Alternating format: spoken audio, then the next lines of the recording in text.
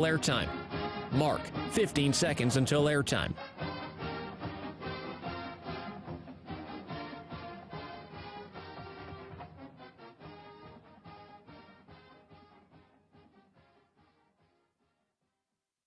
Oregon is going to the Final Four. The following is a Learfield presentation of the Oregon Sports Network. And Oregon is going to play in the national championship game. This is Duck Insider. We need to get community. We need this thing to be bigger than just our little circle of players and coaches. Are you kidding me?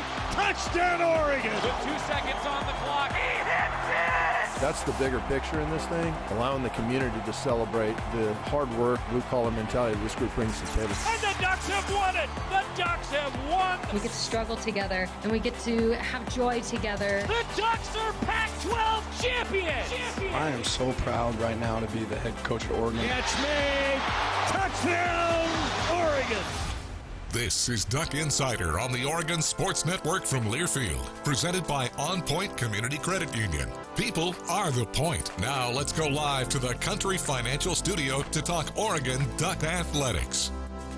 It is a Monday from the Country Financial Studio. Duck Insider brought to you by OCCU. It is crossover season. It's kind of coming to a close a little bit, but we still have awards for football. Volleyball in the postseason as their run comes to an end in the Elite Eight, and a valiant effort for the Ducks in Madison, Wisconsin. And then on the hardwood, both the men's and women's basketball teams picking up wins over the weekend as the defense shines. A really, really strong defensive effort on Saturday for both the men and the women, and what was a basketball doubleheader. A big thank you to everyone who brought their teddy bears out for the teddy bear toss over on the weekend on Saturday at Matthew Knight Arena. It was a big-time event. I was walking out. I was working the game for Quack Video, and I was walking out. I walked past the collection bin where all the teddy bears were, and there were at least 5 different big tubs that were all filled to the brim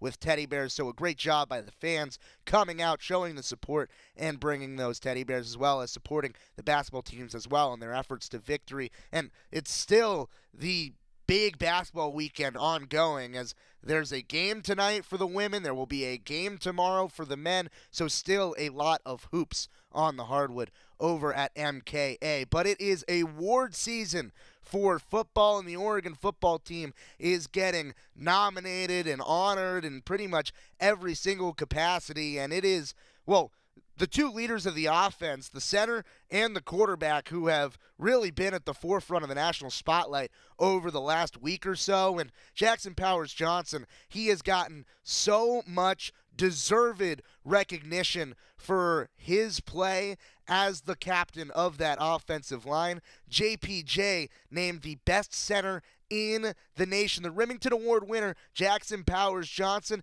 Here's the video of some of his best moments of the season. All right, it starts with us today. This year's winner is the first Oregon player and first from the Pac-12 to win the honor.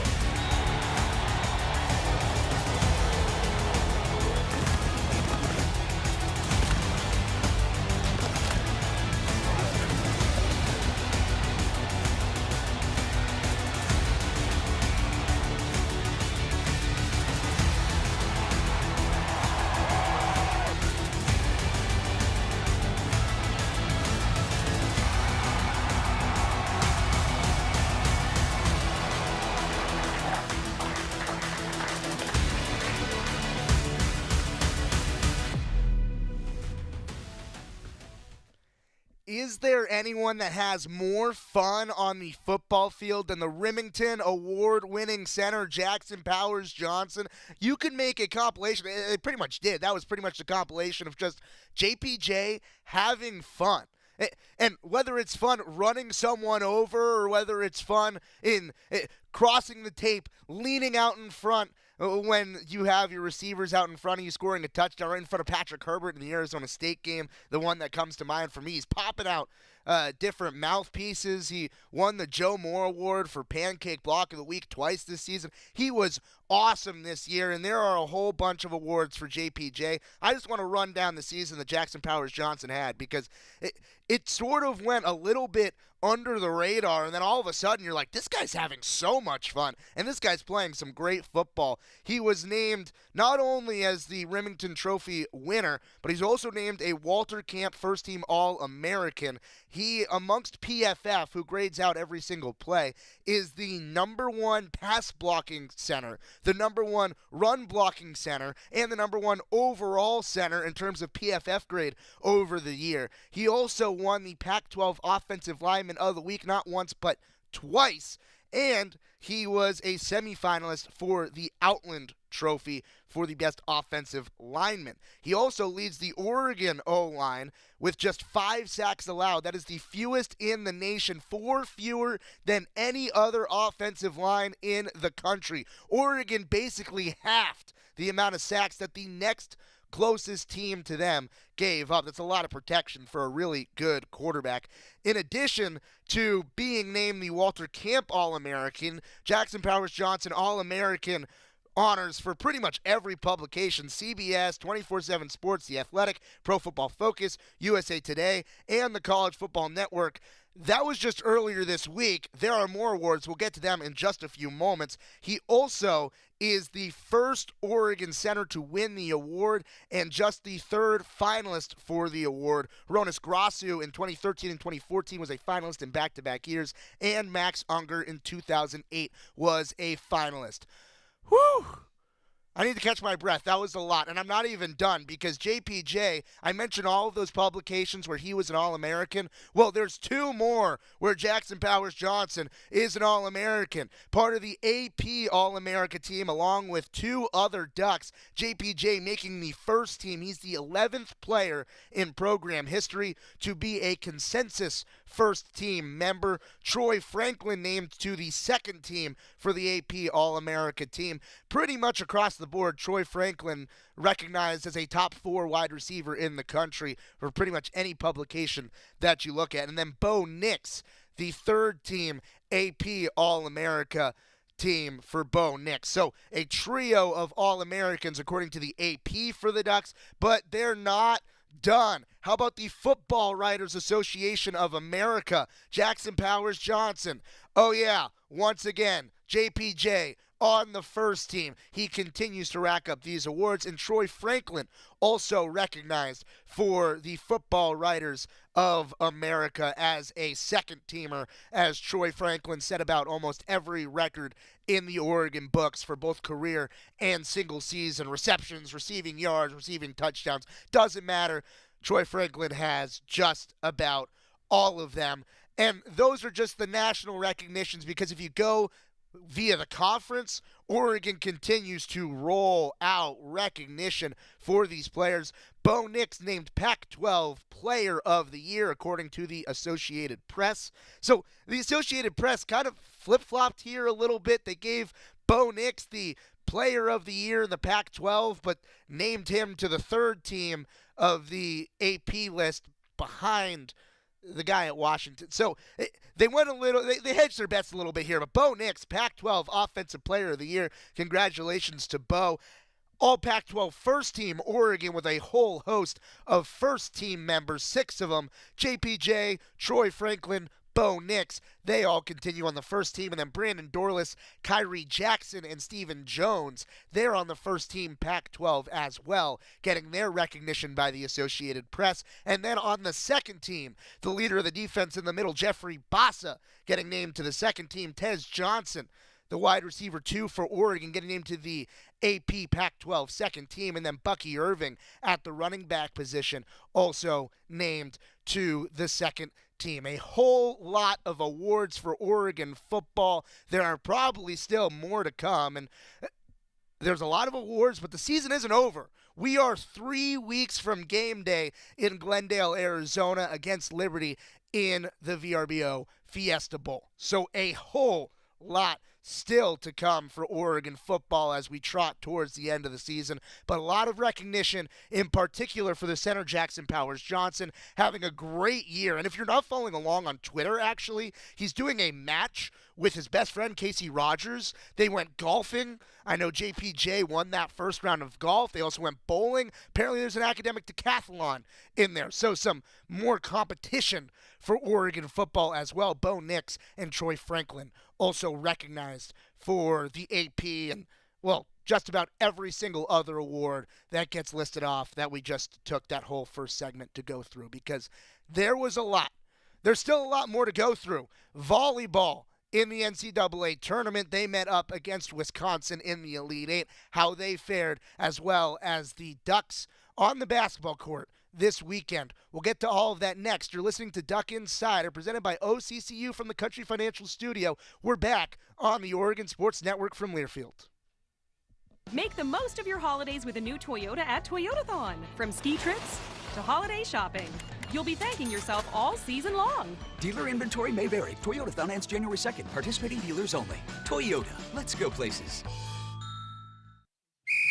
As a local community credit union founded by teachers, OnPoint is committed to supporting the students and faculty at the University of Oregon. And on game day, we're right there with you, on the field, in the bleachers, and in the classrooms.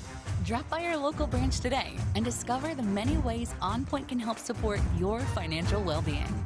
OnPoint Community Credit Union. People are the point. Federally insured by NCUA. Equal housing opportunity.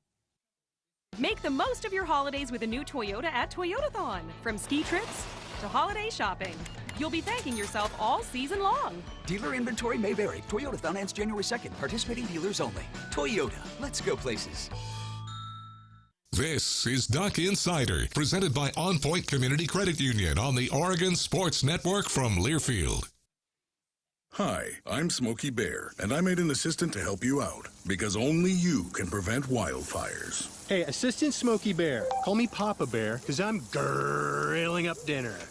Do you get it? Yes, good job. So, what should I do with all these coals? Don't just toss them out. Put them in a metal container, because those embers can start a wildfire. I understand. The stakes are high. Ha, ha, ha, ha. Learn more at SmokeyBear.com. Brought to you by the U.S. Forest Service, your state forester, and the Ad Council. Adopt U.S. Kids presents What to Expect When You're Expecting a Teenager. Learning the lingo. GOAT, G-O-A-T, acronym, stands for Greatest of All Time. As in, spaghetti sandwiches for dinner? They're my fave. Dad, you're the GOAT. You don't have to speak teen to be a perfect parent. Thousands of teens in foster care will love you just the same. Visit adoptuskids.org. Brought to you by the U.S. Department of Health and Human Services, Adopt U.S. Kids, and the Ad Council.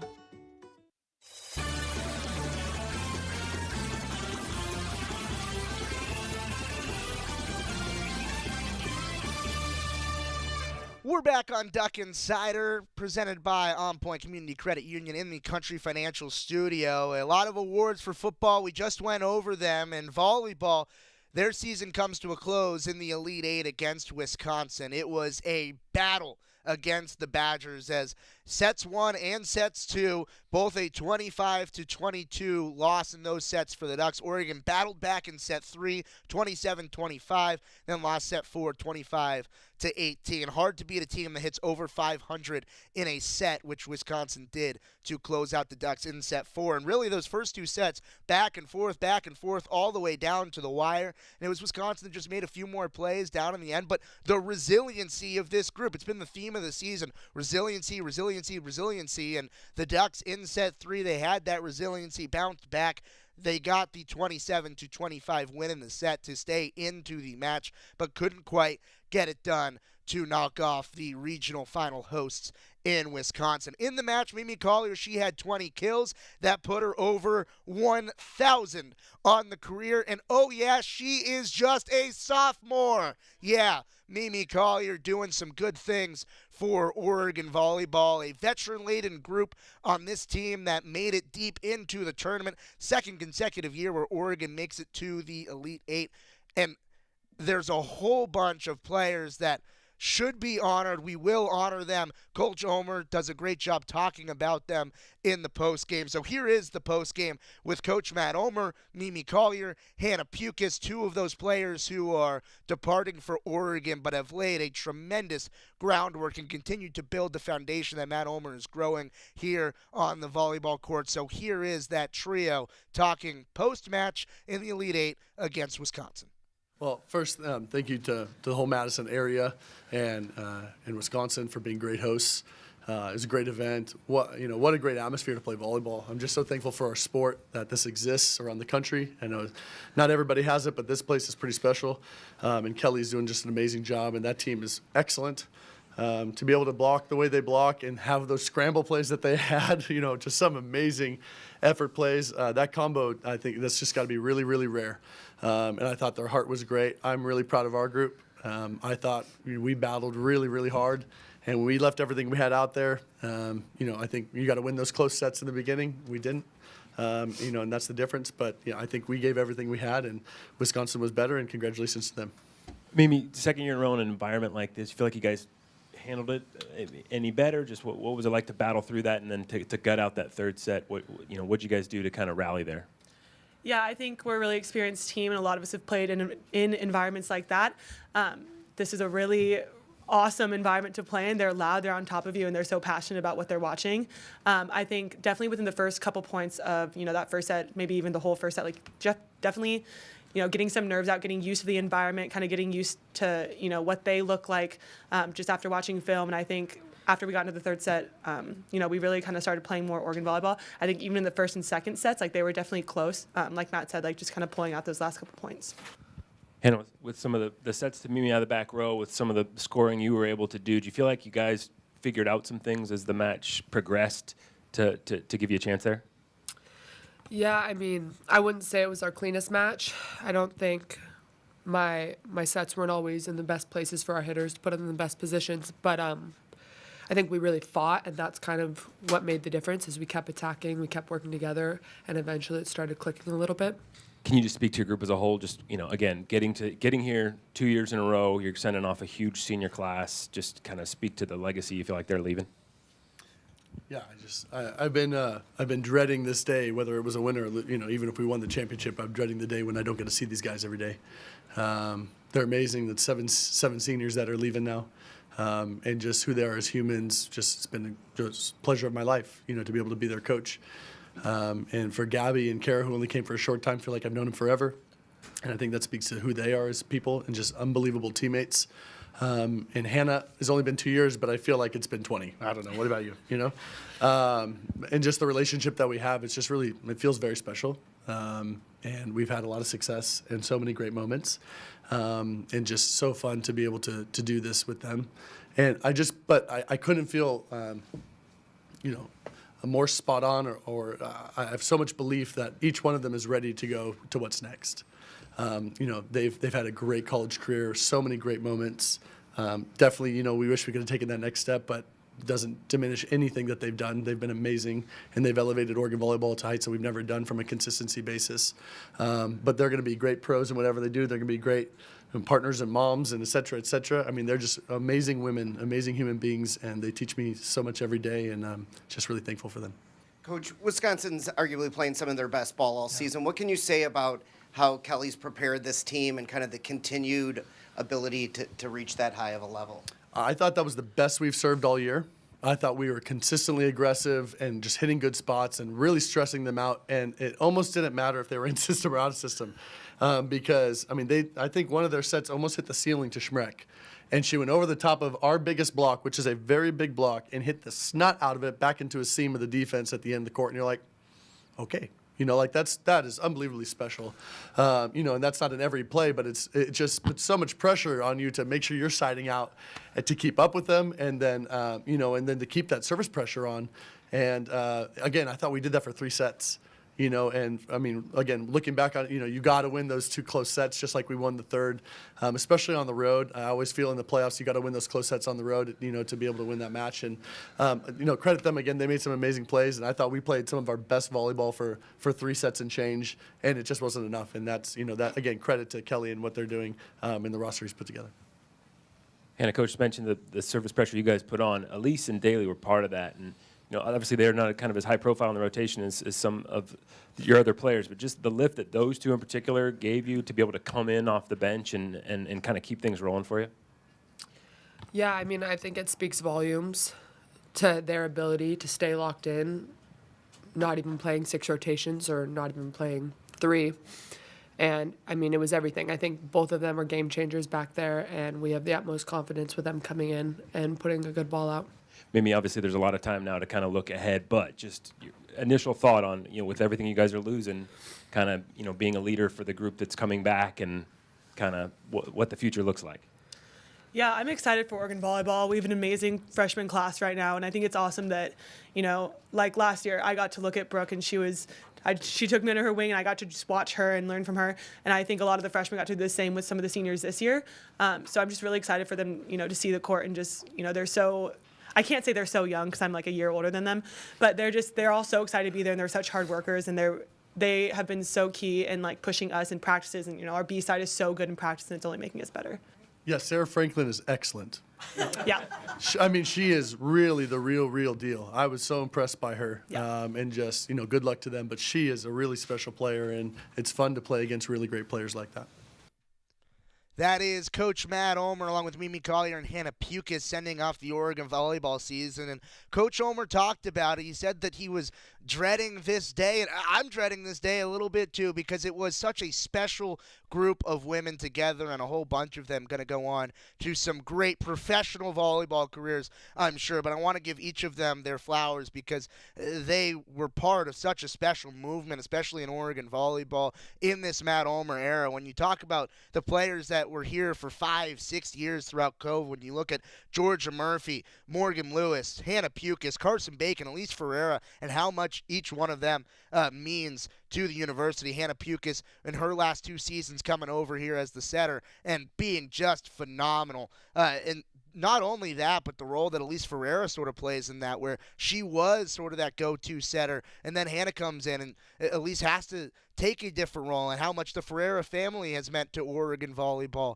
throughout the course of the inception of the program, and how she's willing to take that role and be such an impact player in a little bit of a smaller role this year, but still has that responsibility. And then you look at someone like a Georgia Murphy, who's been the libero for this team for ever since I've been here, and I had the opportunity to call the team in 2021, and that was a team that was good, that made the tournament, and it felt like they just had a little bit more in that tournament in 2021, and to see them unlock their potential last year and then this year, adding in transfers like Gabby Gonzalez, Kara McGee, that group, especially the group of Georgia, Morgan, Elise, and Carson, the ones that have been here for so long, 5-6 years, and then the seniors of Hannah and Gabby and Kara coming in and really rounding out a full unit. It's a special group, and it's the first time for me personally where I've really seen an entire group grow up and be able to take what there was in that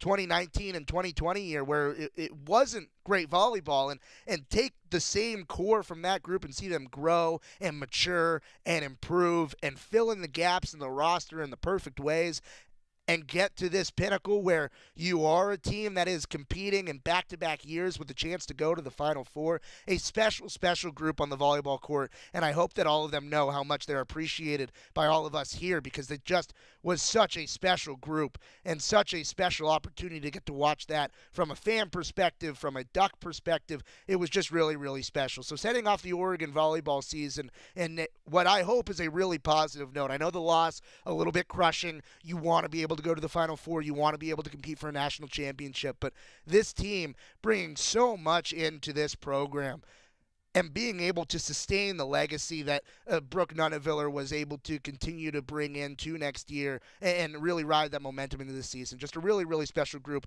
and I wanted to appreciate them. We're going to take a timeout on Duck Insider, and then we're going to talk hoops. Both the men and the women, they were in action this weekend. We're on the hardwood next on the Oregon Sports Network from Learfield.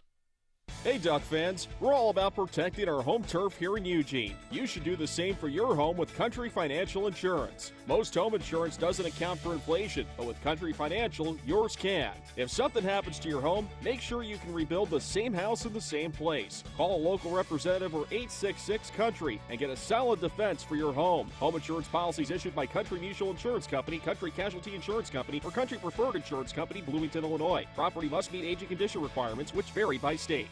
At Shadow Hills Country Club, we're more than just an award-winning golf course and practice facility. Our events team offers all-inclusive event pricing that allows us to take care of all the details while you enjoy your event. Our indoor and outdoor venues offer you a wide variety of fully staffed options that put the focus on you. From weddings to business and social events, at Shadow Hills Country Club Events Center, you get the benefits of a resort atmosphere and amenities in a peaceful country setting, just minutes from downtown Eugene. Call for a tour today or visit shadowhillsevents.com. More Duck Insider coming up on the Oregon Sports Network from Learfield. What is dedication? My biggest fear in the middle of my addiction was that my kids wouldn't have a father. And I started thinking, you know what? This isn't my story. I definitely had to become a better man to be a better father. It's important to me that my kids are empowered and truly believe that if they can think it, they can do it. That's dedication. Visit fatherhood.gov to hear more. Brought to you by the U.S. Department of Health and Human Services and the Ad Council. I'm Chris Jakimick. I served in the United States Air Force and I deployed 3 times. So in 2017, I was serving as an Air Force First Sergeant. Our motto in that role is my job is people, everyone is my business. But unfortunately in that year, I would lose my own brother, Lance Corporal Adam Jakimick, to suicide. The majority of veteran suicides are from guns. I store my weapons securely, not only for myself, but for my family. Store all your guns securely. Help stop suicide. My service never stops. Brought to you by End Family Fire and the Ad Council.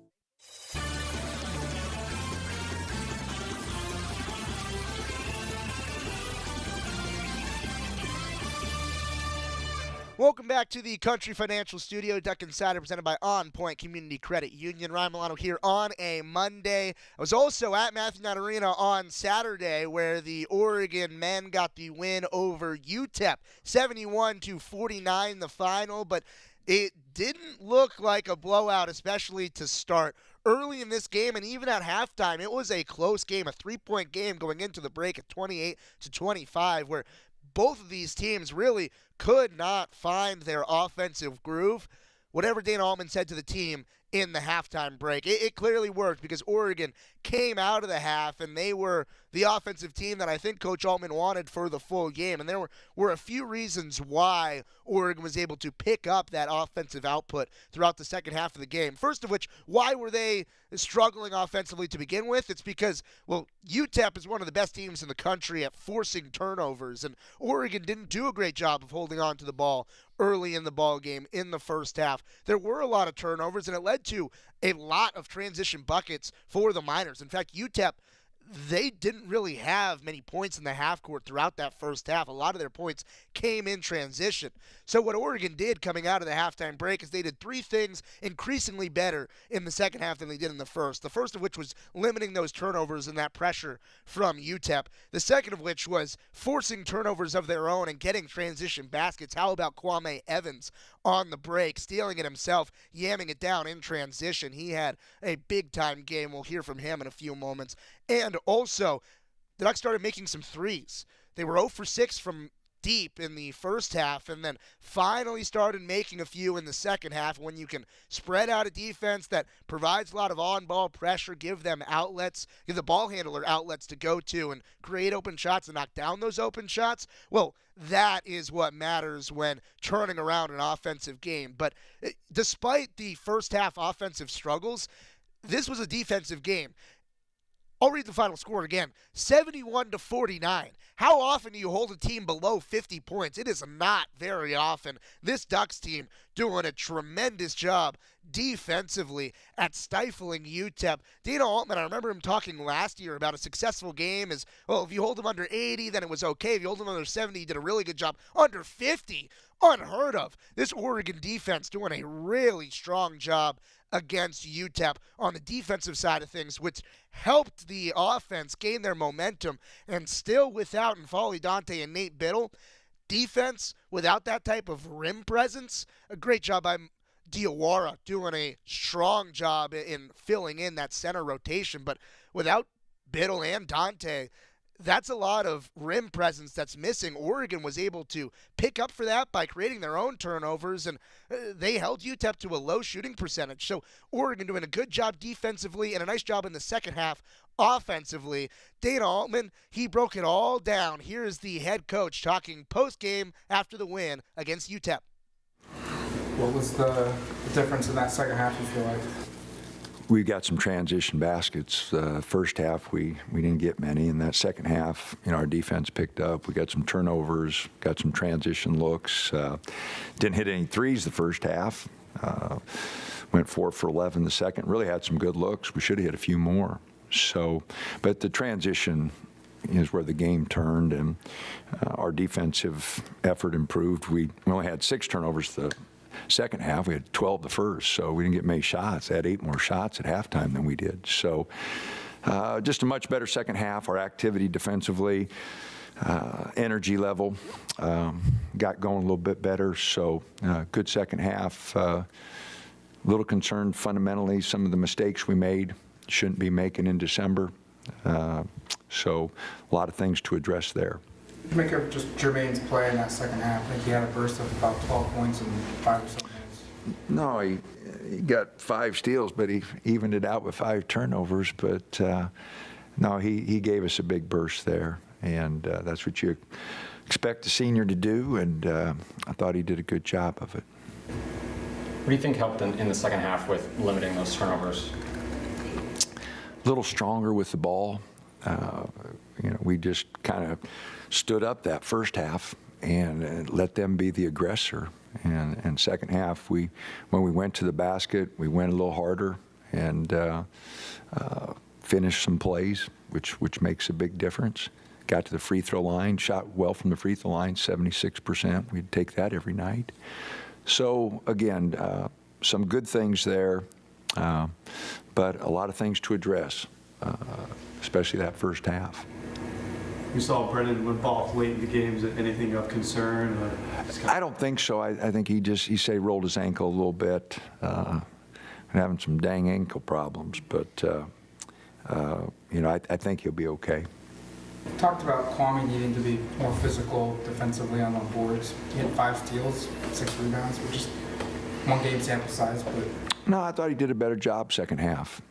Went and got some boards and did play a little bit more physical, and thought that was, a big step for him. How do you think Diawara played with no Biddle and no Dante, and how do you feel about that position? Oh, Mo's doing a good job. I mean, he's playing hard. He had some bad turnovers today, tried doing a little too much, but no, 9 rebounds, led us in rebounding. Definitely our most physical player. So I got no complaints about Mo. I thought he tried to do too much. Got an offensive rebound and 2 guys around him, and he's trying to score, and he traveled there and tried to make a backdoor pass that I think about broke the backboard, and so just tried to do a few too many things. What are your thoughts now of winter break and opportunity now to really focus on? Yeah, we've got to get the 8 guys that are healthy right now, and get Coop and Gabe and some of those guys a little bit more ready in practice just in case. Got 3 games here. I don't know if we'll get anybody back in these 3 games, so we're going to have to do with what we got and hopefully get somebody back at the Christmas break. But for right now, the way it looks, we got these 8 guys to finish the semester or finish before Christmas break, and then hopefully make some adjustments and get a couple guys. How do you think those 8 guys who have kind of embraced new roles that maybe they didn't anticipate heading into the season? They're trying. I thought they're all trying to be a little bit more physical, rebound a little bit better, play a little bigger, than they want to. So we got to get Cario going. I didn't think he had a very good night, but we need him, and so we're going to have to get him going. Any thoughts on Cal Baptist? Have you looked at all ahead to that? I haven't looked at him. A couple of coaches have been working on them. Scott and I we're working obviously on tonight's game. So start tonight, breaking down this film and start looking at them, and practice tomorrow and Monday and be ready to go Tuesday night. What were some of the things you told your team to match their full court press defensively that they had early on in the game? After match? They were soft pressing us a little bit, but most of their pressure came in the half court. The full court pressure didn't seem to bother us too much, but the half court pressure really did, and we had a lot of turnovers, especially that first half in the half court, and so I thought we handled the press okay, but we didn't do a good job with their half court pressure. The them that Coach Altman is talking about is Cal Baptist. That game is going to be tomorrow at Matthew Knight Arena. All head coach interviews brought to you by Willamette Valley Cancer Institute and Research Center. Fight like a duck with exceptional cancer care close to home. There were two big defensive ducks that stood out in the ball game on Saturday. Jermaine Couisnard did a strong job. He had 5 steals to go along with 18 points. But how about the freshman? Kwame Evans Jr., I think he had his best game of the season to this point, probably of his collegiate career. 12 points, 6 rebounds, and 5 steals. Yeah, the defensive intensity from the big man getting in the passing lanes. He did a really strong job on getting in those lanes, getting those turnovers. You heard Coach Altman talk about Jermaine Couisnard and his ability to take the ball away, but he also gave up a few of them on the offensive side of things. Well, for Kwame Evans, he had those 5 steals, but he limited the turnovers, just 2 turnovers for Kwame Evans Jr. It was the freshman. He was speaking to the media after the game. It's the freshman going solo. Here's the post-game presser. What do you feel like was the difference in those 2 halves for you guys? First half, we came out really kind of slow, came not really running like we usually do. Second half, we just turned up the energy, just started a lot better, and just rebounded. We rebounded, played defense, we just played with a lot of energy.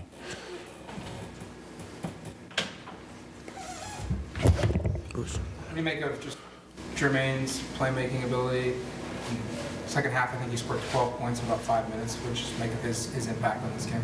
His impact on the game, especially the second half, just changed the whole dynamic, really, with his playmaking, because we know he can score, but him playmaking is going to open up a lot of things for other teammates, and that just opened up a lot for me as well, as I had a good game too, but just as a team effort, he opened up a lot for everybody. Dana on Tuesday said he needed you to be more physical on defense, and you had, I think, 5 or 6 rebounds, you had 5 steals. Did you take that as a challenge? Did things click for you tonight? Yeah, I took it as a challenge. Just playing a lot more physical, a lot more energy. He told me, he just wanted me to play a lot harder, and that's what stick to me. So I came out this game with a lot of intense energy and just play a lot harder. Is that just an adjustment that you have to make, jumping from high school to now to this level? Yes, that's definitely an adjustment. What was working so well defensively for you guys? Held to 36% shooting, forced a lot of turnovers, scored in transition a lot, but just what was working well for you guys? Trapping them, making them make quick decisions. We knew that they couldn't really make quick decisions, so we just trapped them and made them just turn the ball over. Being rotation, we scrambled a lot better. Besides the second half, we got a lot more steals. It just was what it was. What made things so hard offensively for you guys with the turnovers? I think just our decision making was we didn't we knew they were going to do that in the beginning of the game, but we didn't expect it, so we just came out slow, and it wasn't clicking in the first half. But the second half, we just turned it up, and that's when we got all cylinders, clicked all cylinders. I feel like this year's gone for you so far. You've been pressed into probably a little bit different of a role than you imagined at the start of the season. Just how have you kind of progressed, you feel like? Just taking it day by day, really, just getting better each and every day. Slowly, just progressing each and every day, each game, What do you feel like the improvements have come 7 games in now? Just around the rim, stronger, just the speed of the game. I'm just clicking right now. What's next? What's the next step then for you to take? The next step is just being more consistent each and every game. Just rebounding a lot more and just playing a lot harder.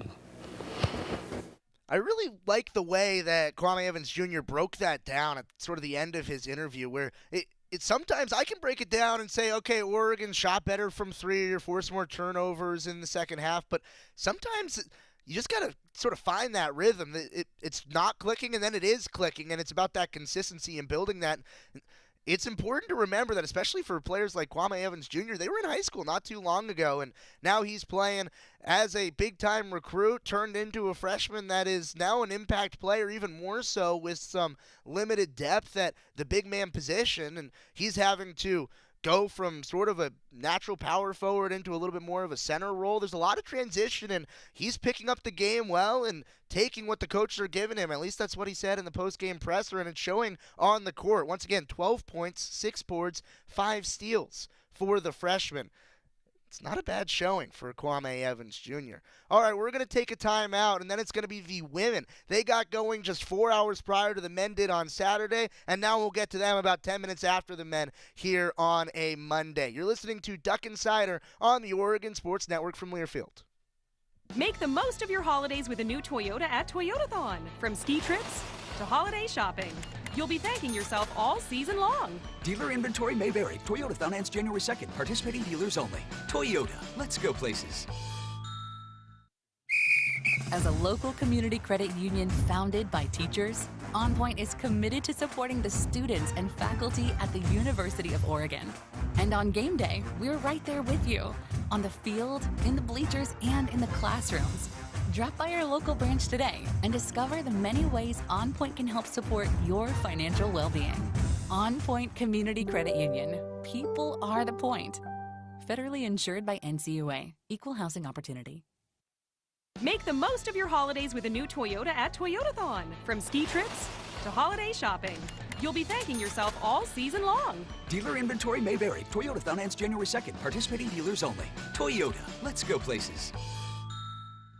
Don't go anywhere. Duck Insider continues after these messages on the Oregon Sports Network from Learfield.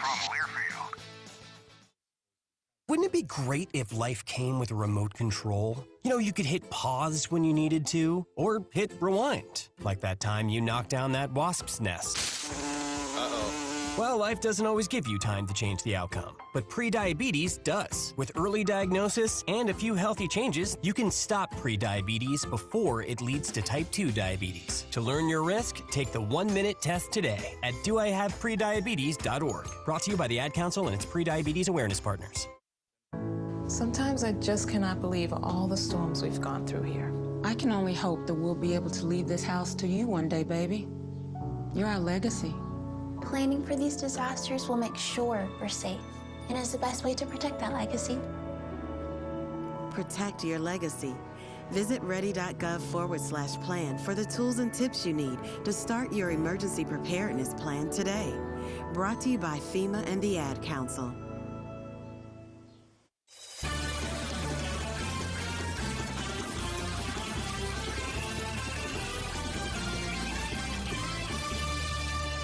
We're back in the Country Financial Studio. It's a Monday Duck Insider presented by OnPoint Community Credit Union. Ryan Milano breaking down what was a basketball weekend at Matthew Knight Arena. We just talked about the men and their 71-49 victory over UTEP. How about the women? They played up against in-state Portland State and got the win 65-54. Just a few hours earlier than the men. Not very often you get a doubleheader at Matthew Knight Arena in the same day, in the same afternoon. We had it on Saturday. It was a great day into the night of hoops. And for the women, there were a few really key standouts, but you can't look at this game and look anywhere further than Filipina Che. How about Philly in this ballgame? 20 points, a career high to go along with 18 boards. And in the first half, it was basically all Philly all day. That was pretty much the Oregon offense going into the intermission. And then the second half surge from Grace Van Slooten. How about that? Didn't have a field goal made in the first half, had 16 of her 18 points in the second. Grace Van Slooten got cooking and made it very difficult on Portland State. And a stat that went a little bit under the radar to me when I was watching the game, and then you look at the box score and you think about efficiency. How about Kennedy Williams off the bench as the guard? 8 assists, didn't turn the ball over one time. I know that Kelly Graves loves that. KG talking about Philly, talking about GVS, and talking about an efficient day from Kennedy Williams and a whole lot more. Here's KG postgame. What'd you make of the third quarter there? You guys had to come back from a little bit and then to extend it in the fourth. Yeah, I thought we finished the game well. Fourth quarter, I thought we played really good basketball, especially defensively. And, that lid that was on the rim somehow broke. we were able to hit a couple of threes. My goodness, it seemed like a long time since we've made a couple in a game. But, I just thought, we kind of hung in there. Obviously, things weren't going that well. It's funny, at halftime, I always have the team write 3 things on the board,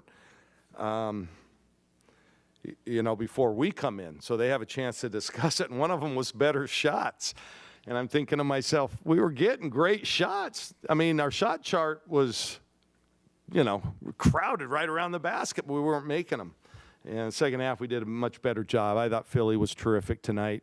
Grace in the second half was really, really good. I thought Kennedy Williams played a good ball game for us tonight. We had a lot that came in and did well. Sarah Rambus as well. So this was a good win against a very game and fresh team. Night for Philly, how important was she in not only keeping you in the game as you struggled, but getting you ahead there in that third quarter? Yeah, well, big. She played how many minutes tonight? So 30 tonight, 35 last night. That's a lot of minutes in a short period of time for someone of her size. And when she plays like that, we're a different team. I mean, we really are. But, yeah, she played really well tonight. She's just got to continue to – every once in a while I call her Moses Malone. He made a Hall of Fame career off getting his own misses and his own miss and then his own miss again and padding them Hall of Fame stats. So, but she was really, really good. And I thought you guys defensively, I thought we did a really nice job tonight too. 2 games in less than 20 hours have anything to do with those early struggles? Maybe. Actually, we started the game well, and then we just kind of, went into a dry spell. Yeah, sure. I mean, that's a quick turnaround. You don't get that very often, even in tournament play when you go to those 3 games in 3 days. And now the rest before Monday night's game is going to seem like forever, because it's still relatively early now, and they get tomorrow off by and large. I mean, we'll obviously practice and prepare. And then a good Southern team coming in here on Monday night. I know the record doesn't reflect it, but they've played the toughest schedule in the country. You look at the teams that they've played, a lot of money games, and they played us tough down there last year. Good to see Chance knock a couple in there in the fourth. Yeah, no doubt. I mean, she needed that, and so did we. I mean, it's been a struggle from the 3-point line, and it was nice to see her hit a couple. Hopefully that'll propel, for later games. How's her range? Because, the shots she's taking there are pretty far outside because of the zone they're playing, past the 3-point line. Are you comfortable with that kind of range from her? Yeah, she shot with her dad this morning, and then, and he was her high school coach. And then I noticed before the game she was upstairs shooting with Trey, one of my coaches, and that was pre-warm-up. So she's trying to get it done. And it was nice to see her rewarded with a couple of those going in today. You brought up the defense. You held Morales scoring over 20 points a game to 10 points at 3-15 shooting. What was kind of the key for that? Well, she was the focus. I mean, we didn't really have any time to prepare. We had a little walkthrough today for a half hour. But, yeah, we just felt like if we could keep her from having a big night, we would be fine. I didn't expect number 2. Is it Mia? To have the game she did. She's a really good player. And once she got hot, she was tough to stop. She was a bad matchup for us. But, yeah, I thought that was key. I thought we did a really good job on their points. So that was the focus. Kind of like how you guys were able to do that on the short turnaround. Obviously, you didn't have a bunch of time to say, hey, here, remove, she likes to go here. Yeah, so that's one of the positives we'll take away. We have a really young team. You look out on that court, and a lot of the kids are getting meaningful time or are young, and they were able to make that adjustment just with watching some film and a little bit of shoot around. So that's a good sign for later on. Third quarter, it felt like Grace got every defensive rebound there for about 3 minutes, got out of transition. Can you kind of just talk about the spark she provided and the minutes she played there in that third? Well, yeah, and we talked a little bit about that at halftime. Her and Chance combined for 2 points the first half. if I'm not mistaken. No, maybe 4. And, and then to come out in the second half and get 31, they were just more aggressive. I think Grace got a little ticked off. She was, I just told her, you got to play like that both halves. We wouldn't have had to go down to the wire like we did. But, that happens. But, yeah, she was good. That second half was really good basketball. On that topic, just what are the conversations like when you are struggling, when there is that lid on the basket? How do you keep their confidence high and tell them just keep not giving up? Yeah, I mean, you can't really get on them. I mean, they're trying to make the layups and those easy looks. I think sometimes they rush it, they get off balance. I think that's one of Philly's issues still. She gets off balance from time to time. None of us have ever been in that situation to be so much taller, and this, the smaller players, they have the leverage and they can push you. And let's face it, sometimes referees, they don't give the tall kids the benefit of the doubt.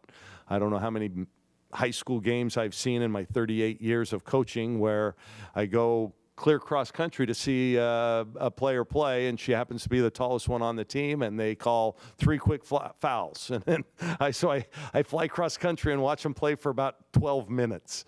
I don't know. What was your question? How do you keep their confidence when times are tough and you're struggling? Yeah, you just got to keep encouraging them. It's the shots that we're getting. That's all I can concern myself with. And like I said, we were getting a lot of pretty good looks inside. We just weren't making them. Law of averages says they're going to make at some point. And the game was pretty much close up until that fourth quarter when you guys kind of pulled away. How important was it for them to kind of figure it out at the end and be playing how they imagined they probably wanted to the entire game? Yep. Yeah, it's been a struggle offensively for the last couple of weeks. That's just, I can't, I don't actually know why necessarily. And so, hopefully that fourth quarter will springboard us into a nice stretch, because we have 4 more games before Christmas break, before Pac-12. So we want to get be on a high note going into the Christmas break. So. You said a couple days ago, Coach, you may tweak with the lineups even more with 3 games in 4 days. Do you like where the starting lineup was the last couple of days? You see any more changes? Yeah, I thought we started the game well tonight. We were in that zone and they were rebounding well and getting second chance points. Our half court defense has actually been pretty good. If we took away transition baskets that the other team gets and second chance points, we're actually really defending well. Our zone has been good, but we're not rebounding well out of the zone when we go big, and so we had to kind of make an adjustment. We'll see. It might be a game-to-game kind of thing. But I like what Kennedy Williams has done off the bench for us the last couple of games, though. I think sometimes you have less pressure, and we haven't had a guard bench player. Think about it. We have no guard to come in off the bench, so this at least gives us an option to go to a guard. So I think maybe in the short term, this is what we'll stick with. That's Coach KG post-game after the win over Portland State. That interview brought to you by the Willamette Valley Cancer Institute and Research Center. All right, we got to take our final time out, but we still have to hear from Grace Van Sluten and Kennedy Williams. That's coming up next on Duck Insider on the Oregon Sports Network from Learfield. As a local community credit union founded by teachers, OnPoint is committed to supporting the students and faculty at the University of Oregon. And on game day, we're right there with you, on the field, in the bleachers, and in the classrooms. Drop by our local branch today and discover the many ways OnPoint can help support your financial well-being. OnPoint Community Credit Union. People are the point. Federally insured by NCUA. Equal housing opportunity. Hey Duck fans, we're all about protecting our home turf here in Eugene. You should do the same for your home with Country Financial Insurance. Most home insurance doesn't account for inflation, but with Country Financial, yours can. If something happens to your home, make sure you can rebuild the same house in the same place. Call a local representative or 866-COUNTRY and get a solid defense for your home. Home insurance policies issued by Country Mutual Insurance Company, Country Casualty Insurance Company, or Country Preferred Insurance Company, Bloomington, Illinois. Property must meet age and condition requirements, which vary by state. Duck Insider continues after this timeout on the Oregon Sports Network from Learfield. Hi, I'm Danica Patrick. Watching my nieces grow, play, and learn is amazing, but not every child gets to be carefree. 1 in 6 kids in the U.S. are hungry. This breaks my heart, and it's something that Feeding America is working to change. Each year, the Feeding America network of food banks rescues billions of pounds of good food that would have gone to waste and gives it to families in need. To help, visit feedingamerica.org. Brought to you by Feeding America and the Ad Council. You took the first step and quit smoking, but even former smokers may still be at risk for lung cancer. That's why SaveByTheScan.org wants you to know about a new low-dose CT scan that can detect lung cancer early. It takes only 60 seconds and could save your life. You took the first step, now take the next. Visit SaveByTheScan.org for a simple quiz to see if you're eligible and talk to your doctor about screening. SaveByTheScan.org is brought to you by the American Lung Association's Lung Force Initiative and the Ad Council.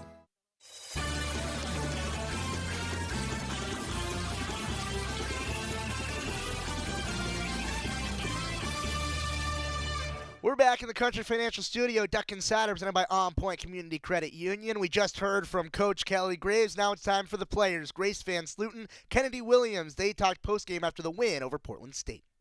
Coach said you got a little ticked off at halftime. Is that true? Is that what happened in the third quarter? Yeah, I would say some words were said at halftime, but I think I needed it. Obviously, I came out the second half and played better. So, hopefully just start doing that the first half and I don't have to go through that at halftime. When you guys are struggling, just maybe what are some ways that each of you individually kind of pull yourself out of it, but also help the team kind of stay positive in those moments? Go get a few rebounds. I feel like that gets me going, gets me feeling aggressive. So that's what I personally try and do. We recently talked about how to be there for each other when we get in a rut. So we try to revert to those things, try to pick each other up, and then do the little things. I think the little things always get us back involved. When you just say yeah, G, when she do something good, and then G's gonna feel good, and then she's gonna go out there and do something good again. So.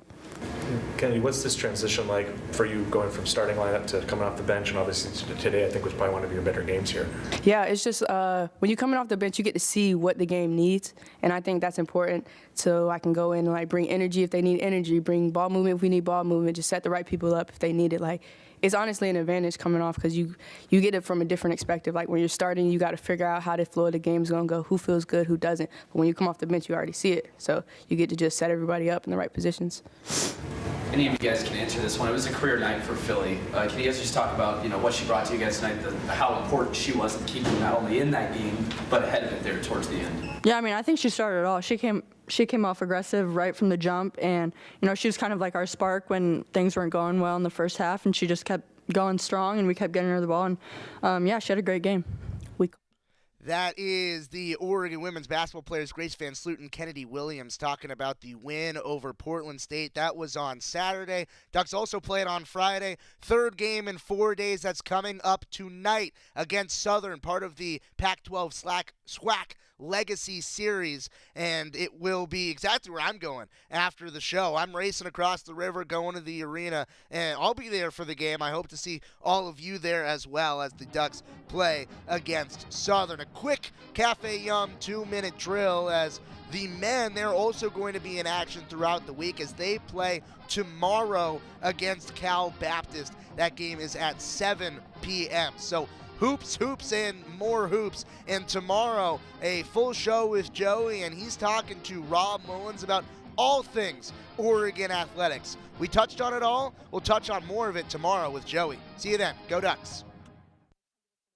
My simple solution to the problem was remove people from the scene and help them feel safer. In response to attacks against Asian Americans, Maddie Park raised over $250,000 to donate cab rides to the Asian community. There is so much more work to be done.